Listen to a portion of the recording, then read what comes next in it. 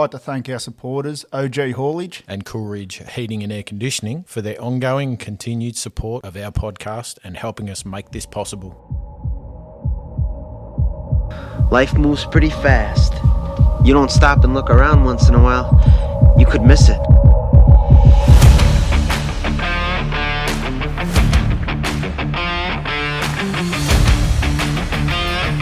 Welcome back. Welcome back to Drew and Get Outdoors with Drew and Cam, kicking along and getting it done. We are. Hey, let's start it off, Camo. We have finally released episode 1 and 2. Big ones. Absolutely. Pardon, mate.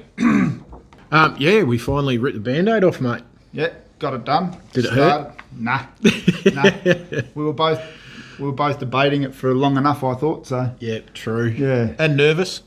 Oh, How many people are going to listen to us, I guess? don't know. We've had a few from what I've seen, but We've kept tabs on it. yeah, We've had a few. family members. Good bit of feedback coming through, which is nice to hear. Absolutely. You know, we're just here to have a bit of fun and put some stuff out there, and it's been picked up. So I'm just glad you gave me the kick in the butt and we released it, mate. That's probably the best part, I reckon. that was that sort of, we discussed it over a previous one, and then you were looking at all the stuff, and like you said, it had the button that said launch. Push it and see what happens. And I'm like, wonder what this button does. Bing, hey Camo, we've uploaded it. There we go. So, yeah, from there we managed to pick out our time frame for a release, being 5:30 on a Wednesday morning. Yep.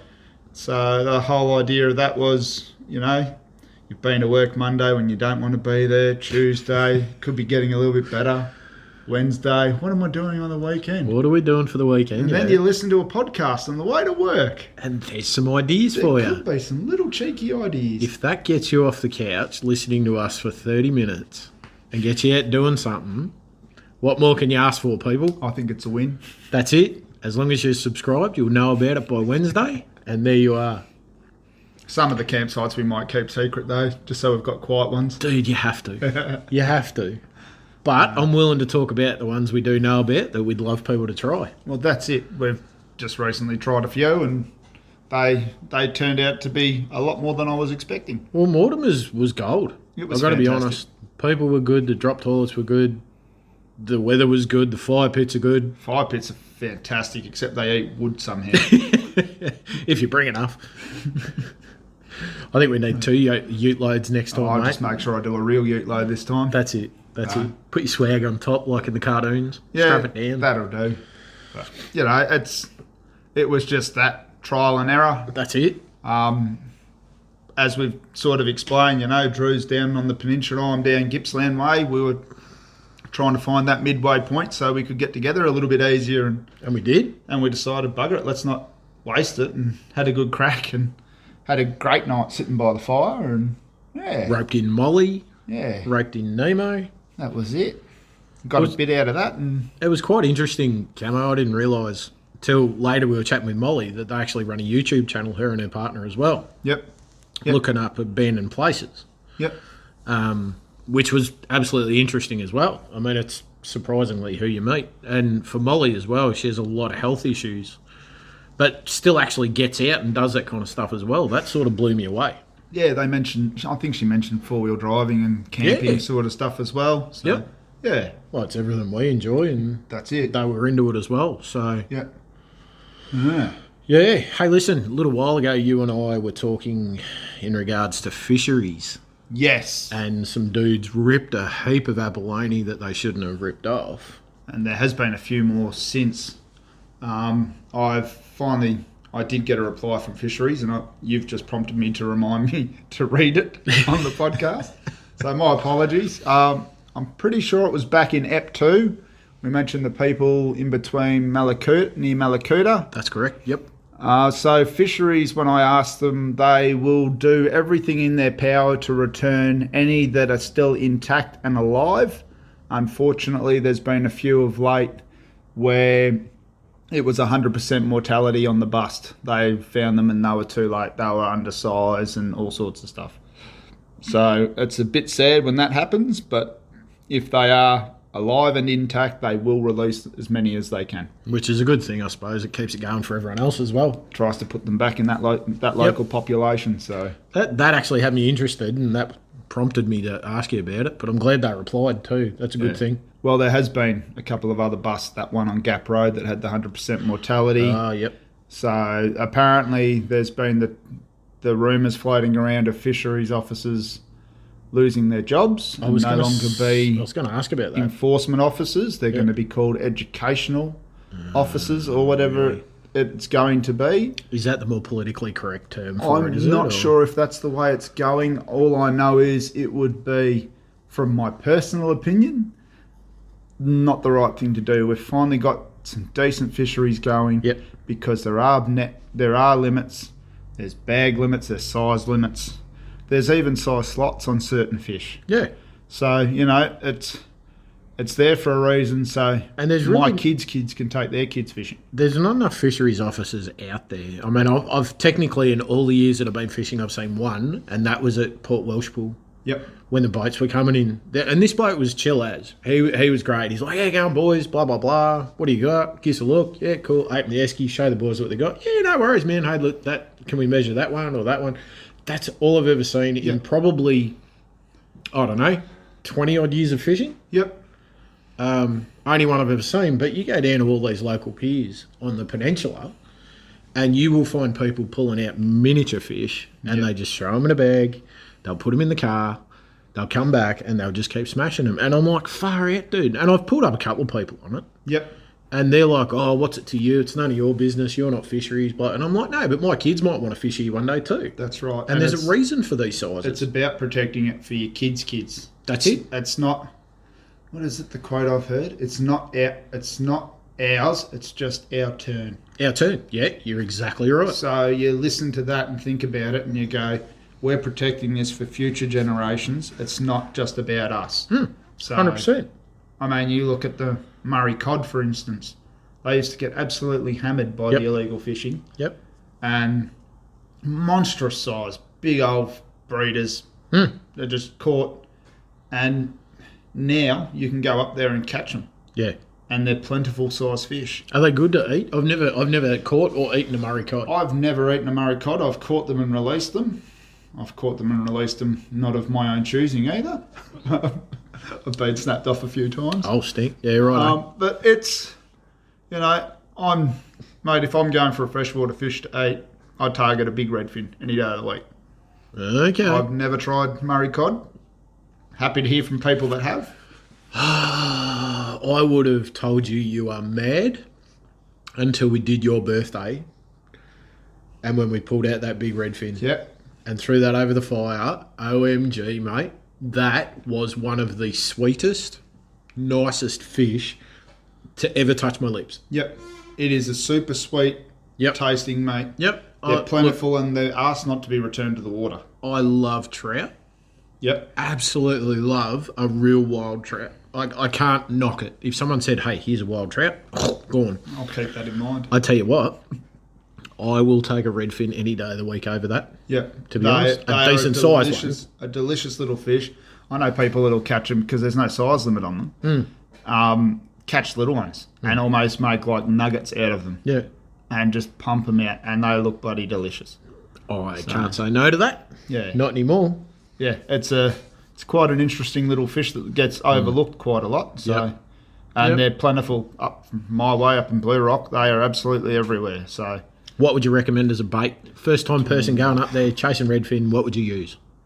Worm on a hook, on a simple running rig. Keep it light, keep the hook small. Yep. It works every time. That's it? It's either going to be a bass, a redfin, or one hell of a carp that's going to give you a good run for your money. Bit of a mud marlin, mate. Yeah, mud marlin. You've got the eels and stuff up in there as well. So one of those comes along, that'll wake you up pretty quick too. True. Yeah, that'll skull drag you into the water just about. Oh, mate, they're good fun. But, I recently went up to Wilsons Prom. Yep. And again, return trips. No, it was day trip, the first one. Mm-hmm. This one we went to, took the family. Best way to describe it, took the caravan for a drive. Yep. We went and spent 3 nights at Timbarra, which is 40 minutes past Buchan. Yep. Gippsland Way. Bit further than me. A little bit further. Bruthen, sorry, just past Bruthen. In between Bruthen and Buchan, you head in, and we went to the main campsite there, which is campsite 2. Yep. The main campsite is campsite 2. Yes. Interesting name. You've got a lower, a main, and an upper, which is camp 1, 2, and 3. You'd be in the upper class, surely. Yeah, but of course. No, we just belted up there. The first one was full of people. Second one, there's a couple of really cracker spots right next to the river. Yep. Back caravan in, sat down. That was it for me for 3 days. We ended up going for a cruise around, but like, it was 4.5 hour drive from here to get to there. And we went there with a couple of friends.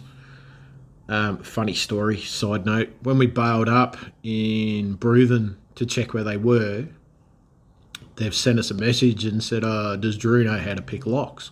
And we're like, no. This is like beautiful, brand new out of Queensland off-road camper. And I'm like, oh no. Why? And the young lady that was travelling up as our friends, she forgot the keys to the camper. My heart sank. I'm like, that's it. Trip's over. No, it's not. They were in Morwell. Yep. No, they were Bairnsdale when they told us that. So they ended up getting her mum to grab the keys and met them back in Morwell, and then they come up. Didn't get there till 5 p.m, but Still got there. they got there. That'll always be the question. Did you bring the keys? She's the kind of girl that she will absolutely laugh at herself. Yeah. But if you did something like that, you'd know about it. She's good value. You got to stick it out. But the one at Timbarra, drop toilets, grass, nice trees overhanging, bush area, plenty of animals at night walking around. Yep. River right next to us. Big critters up there. Absolutely. Yeah. You could see where they were walking around. Plenty of wombat holes, and it was off its head. But yeah, talking about wombats, so we did the 3 days at Timbarra, and then we spent 4.5 hours travelling to Wilsons Prom for 3 nights. Yep. We had another couple meet us there. It was cracker. Absolutely cracker. Best part of it. What was it? Best part? I went fishing by myself. Whipped up a couple of bream. No, I took the wife and she got the shits up really quickly. Yeah. So, yeah, I hung around till sun went down. But before that, the wife and I were standing there, and dead set, there was something in that water that swam past us and was causing a bow wave. Yep. And I went, what in the world is that? If we were in northern Australia, Yeah. I'd be like, that's croc. That is a croc, because it was probably the size of a football. Something was causing this bow wave up the river. I'm like, dude. Every chance it could have been a big flatty in the estuary. But there was no tail flick. It was just a bow wave of water coming up. Like someone was dragging a footy up the river. It was insane. Okay. Like crazy. Yeah. But yeah, free camping for 3 nights. Wombats walking through. Now that's on the booking system, isn't it? Yeah. For the campsites. Yeah, which by the time people hear this, it will be run out. June 30 it ran out. Yep. The free system booked, but the ghost camping was incredible. Yep.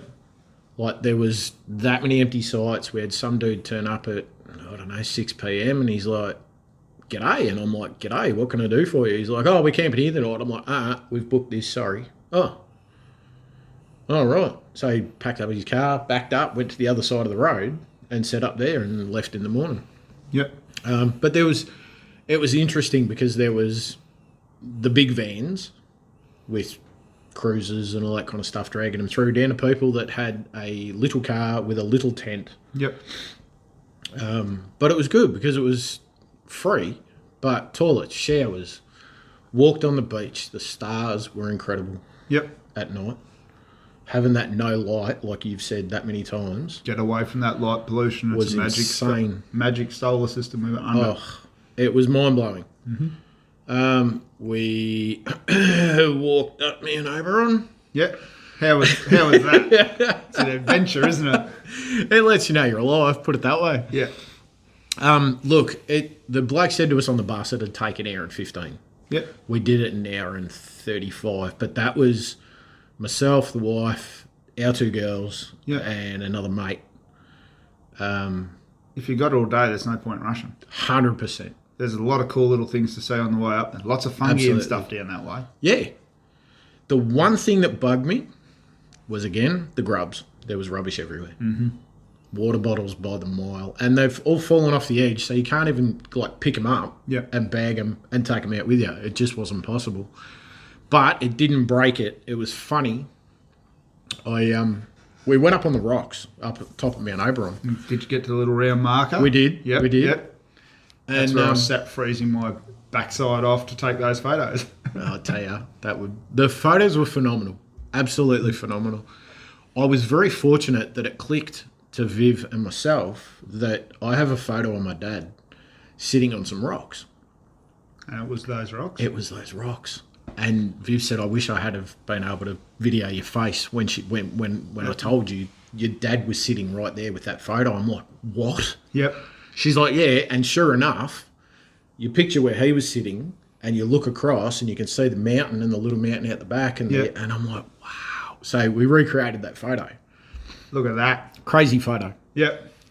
Like, recreating photos is a bit of fun. It blew me away. Yeah. Well, you did yours up at the dog's grave. Yeah, we did that. That first episode, wasn't it? So yeah, exactly. Yeah. So even like talking about the lights and all that kind of stuff, walking on the beach, the Wilsons Prom beach there, I can't remember what it's called, Tidal River Beach, had bioluminescence going through the waves. Yep. Dude.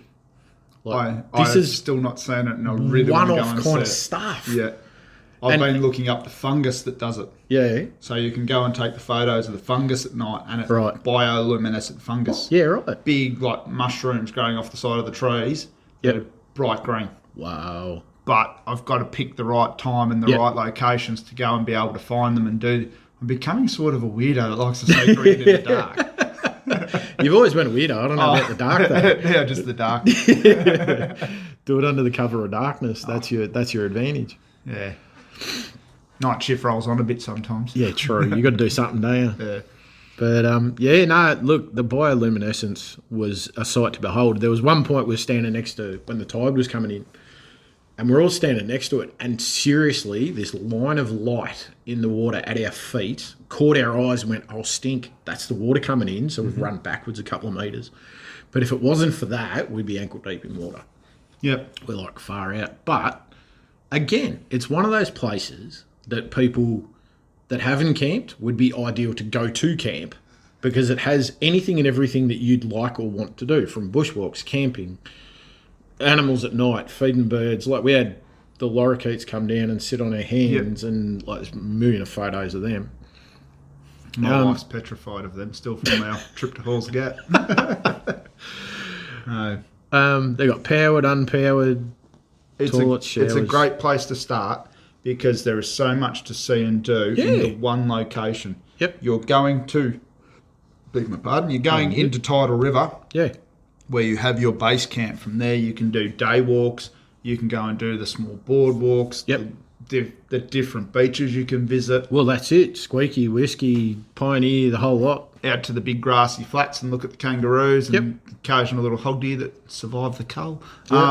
Yep. You can see all those critters, and it's definitely one place not to be driving around at night. Oh, no. No. If so, very slowly. That's it. What have you done? Did you, after our last episode where we're at Mortimer's, did you head back out somewhere? Yeah, so the weekend after? I actually went back out with the family, the wife and kids. We went to investigate a few other campsites that I've possibly overlooked throughout my earlier years. Through your career of travel? Oh, well, it's travelling through those areas because it was so close to home I never bothered to even think about it. Yep. And so we went out and checked out Nash Creek Campground out the back of Tonumbuck, Jindavick area. That's still on the edge of Bunyip, isn't it? Still on the edge of the Bunyip State Park or just into the park. Really nice little spot, similar fire pits to what we had earlier at Mortimer, now that I can pronounce it. Did you practice that all week? I've been practicing that to drive all the way down here. So we went out there, had a look. The fire pits are slightly smaller, so our firewood might have lasted longer there. Got the swing around hot plates, tables and chairs, the drop toilets that are the new, I think they might even be compostable toilets now. Okay. They've got those there. A bit more area for parking. Some bays for caravans to park in there. We went down and had a look at Dyer's Creek picnic area, or picnic ground, which is also a camping spot. But it's very similar to that Mortimer's. You've got to park and then walk into wherever you want to be for camping. So set up like that 50 metres out like we were. yeah, you can't sort of... it might be a little bit bigger. It's a sort of almost like a football oval, but it's in the bottom of the gully.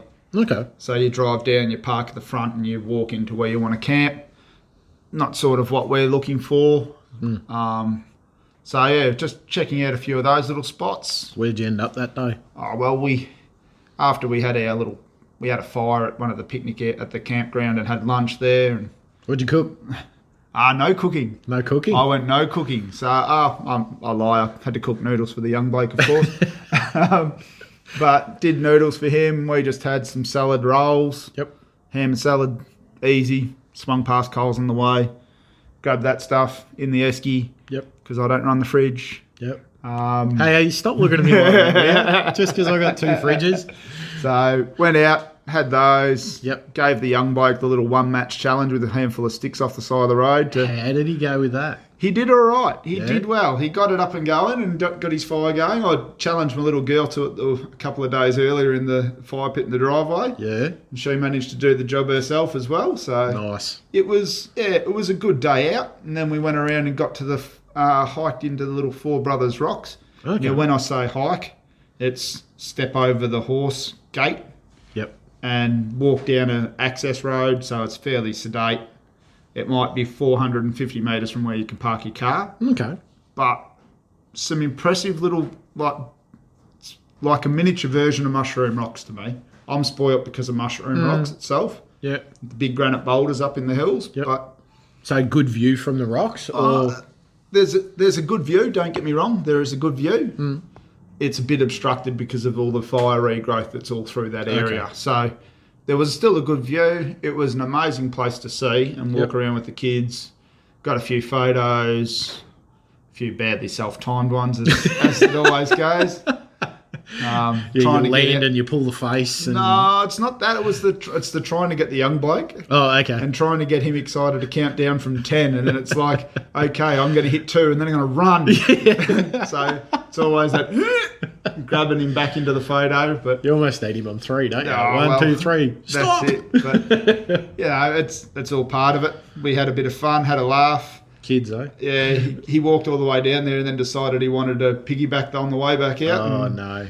Mum was obliging and turned around and crouched down onto the ground, and before she was even ready, he was on her back and she was then face first down on the track. Oh. It just took her by surprise, unfortunately. I was going to say it'd be good practice for your next hike, but I don't think falling flat on her face would look, it was a laugh, and I've just purchased an action camera, so I was doing a bit of a record, so we've got that as a family memory to watch. Something to throw back at her. Yeah, mate, it was a great little day out. From there, we dropped back down towards that Mortimer's campground and drove through the park. Come across a few deer on the way back out. Oh yeah. So what do the kids think of that? The video of me yelling out to my young bloke to look at this deer standing 3 or 4 metres from the side of the road. He wouldn't have given 2 hoots. He did not give a continental. I enjoy seeing them. So, look, I'm an avid deer hunter, but I enjoy watching them and looking at them. So I took the kids out. They got to have a look.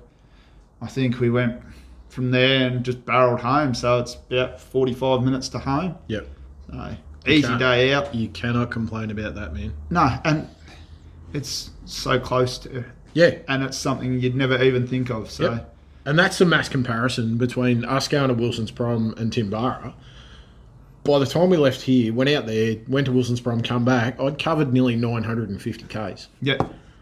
I'd used not even a quarter of a tank. Yeah, that's awesome, but, you want to have a day out with the family, you can't knock it for that. Start close by. Go to that little picnic area that you've driven past 100 times and gone, yeah, it looks nice, but I want to get to where I'm going. Go and have a look. This is it. So, well, recently we did Mother's Day, and we had it planned out as a mystery picnic. Yep. And we went from here to Yarra Valley Chocolaterie to get a hot chocolate. That would have been like Monash at peak hour. No, it wasn't actually too bad. Wasn't too As bad. we were leaving, within 30 minutes, the joint was flat stick. Yep. From there, we went up to Marysville. Was it Marysville? Yep. From Marysville, we ended up having lunch in Marysville. At Which the bakery. I know. I just threw a whole heap of stuff together and took it up in my box and the esky. Yep. You ran an esky. I did. I slummed it and took an esky. We took Viv's car, so Oh, okay. did that. Then we went up to Stevenson's, and because we were going to the amazing mother-in-law's house, we ran out of time. But I was going to go to Warby, Yep. have a walk around in there, then Redwood Forest, and then come home. Yep. But didn't work that way. But for a day trip, that was sensational. Yep. Cost us bugger all. Took some food. Done. Like we keep saying.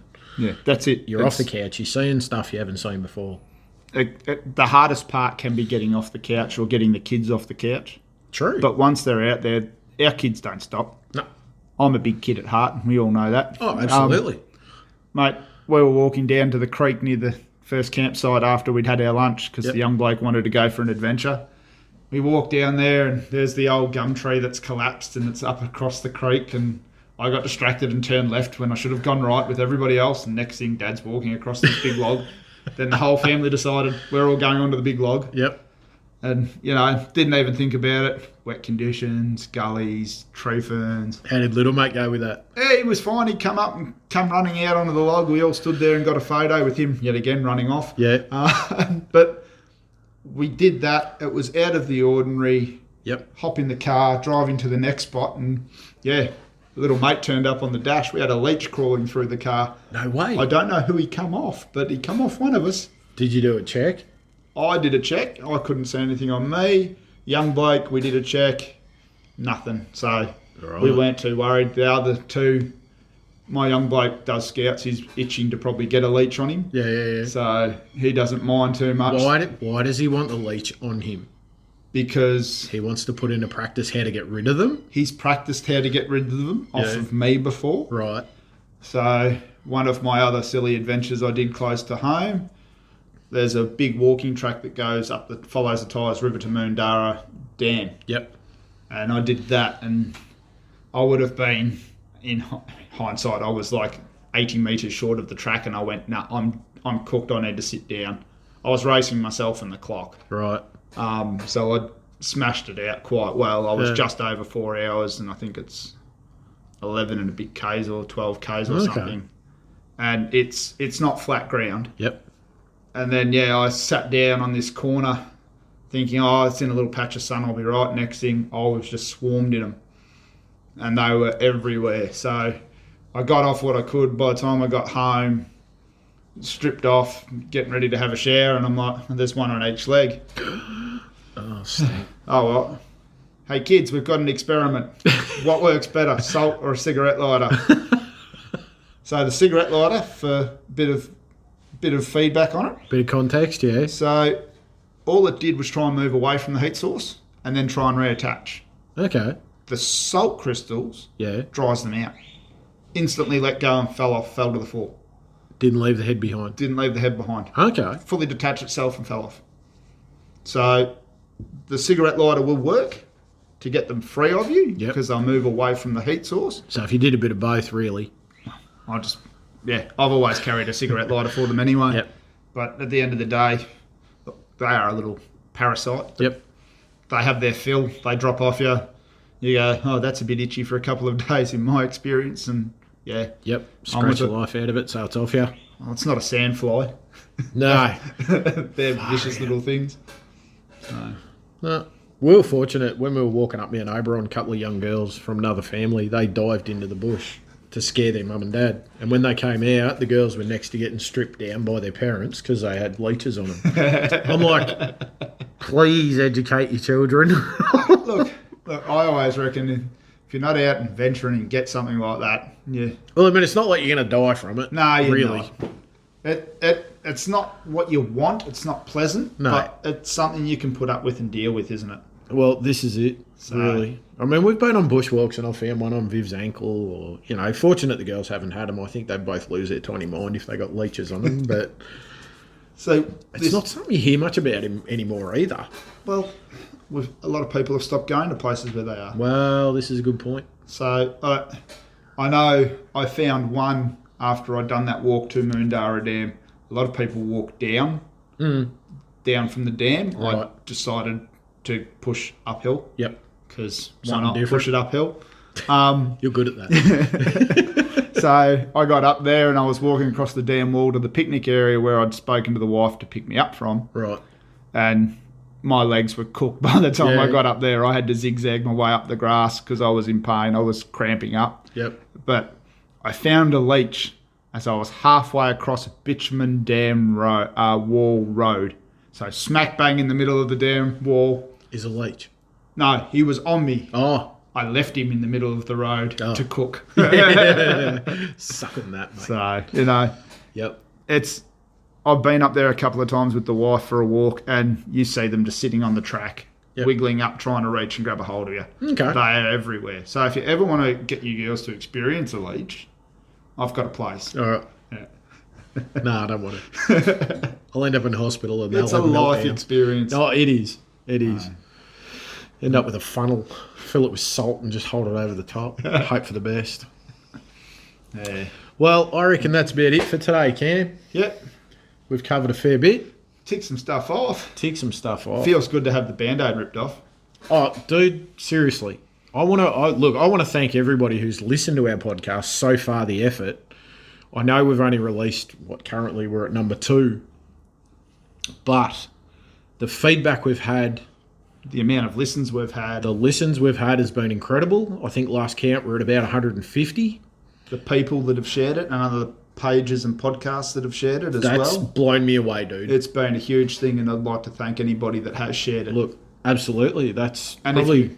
if you are enjoying it, please do share it with someone that you think might enjoy it. Absolutely. This is what it's about, listeners, and Cam and I have actually sat down and spoken a fair bit about it, and I know we put it up on our socials as well, but we want this to be a family thing, that parents can listen to this with kids in the back.